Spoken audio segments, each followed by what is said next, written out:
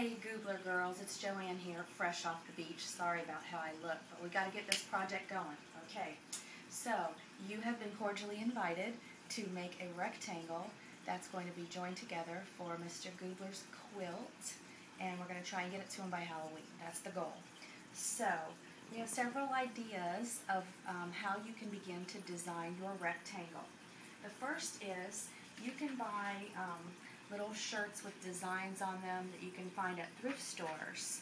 I got this one with the Disney princesses. Everyone knows Matthew loves them. And I got it on sale. It was $1.99, but I got it half price. So for $1, I got that. And I'm going to use that to design my first square. And there's other options as well. If you like to do something like a poem or a picture that you designed, they have this canvas cloth at Office Depot, and it's a little pricey, but if you have other projects to do, it's a lot of fun and it's easy. This cloth actually goes into your printer, and they provide all the instructions and everything on how to do that. And you can thread out a picture, a quote, your own original design, and that's a lot of fun to do as well. You could use that as your design if you wanted to. But if you choose to go cheap like me, and something cute with embroider on it is nice, we want all the designs to be washable. We want this to be something that Matthew will actually use. And before we send it to him, we're going to throw the whole thing in the wash after we get it sewn together. So, and one last note as well, if you choose something that's black, it's a little difficult to mark it. You may have to buy some kind of a special pen to mark it, because you will need to mark a sewing margin for us. And we'll get to that in just a minute. So, turn on some music, have some fun while you do it, put some love into it. This is the first design. I want to show you exactly how to do it. It's very easy. You can take a square with you if you like. A 5x7 is the size, and it's vertically oriented, and make sure that it's washable.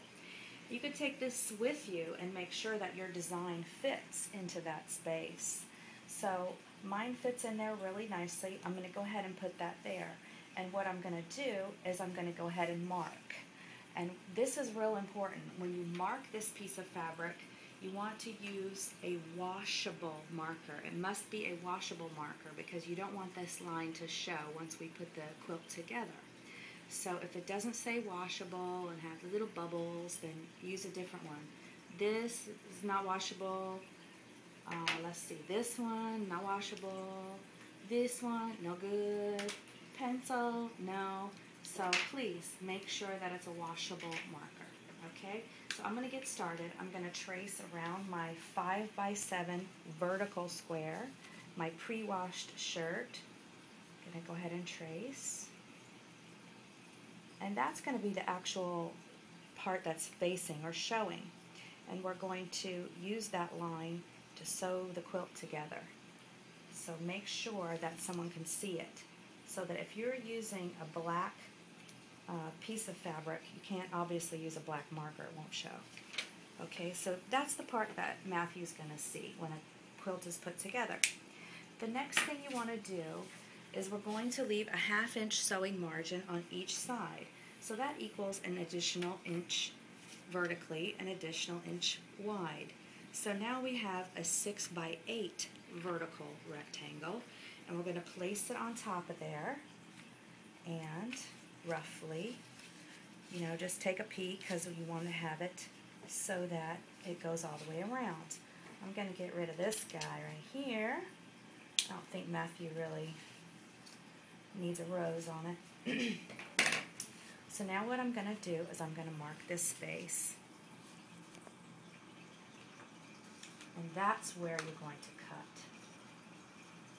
So around the larger square is the one that you'll actually be cutting. Ooh. It's so much fun. I cannot wait. I just wish I could see the look on his face when he gets this quilt. Okay, so that's what it should look like when you're done. Roughly a 5x7 rectangle with a 1/2 inch margin on each side, and top and bottom as well. I'm going to go ahead and cut. And the last thing is I'm going to iron these margins toward the back of the fabric so that when the quilt maker goes to sew it together, which is probably me, along with some help, they can easily see where it's to be sewn, and they can quickly sew it together if we go ahead and iron it for them. So, and don't forget, we are going to wash the quilt before we send it to him. So don't worry about these showing, because they're going to wash out because you used a washable marker. Okay, so I'm bringing it over to the ironing board. I'm going to fold it back and going to iron down each side, like so.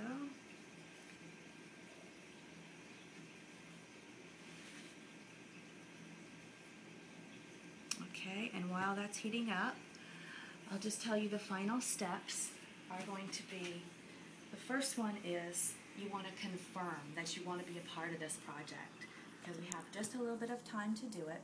And if you're not that interested in making the quilt, that's okay. We'll find someone else, but just let us know. So the deadline for confirming is September 21st, and you'll need to send a message to www.gublerarmy.com, okay, and confirm.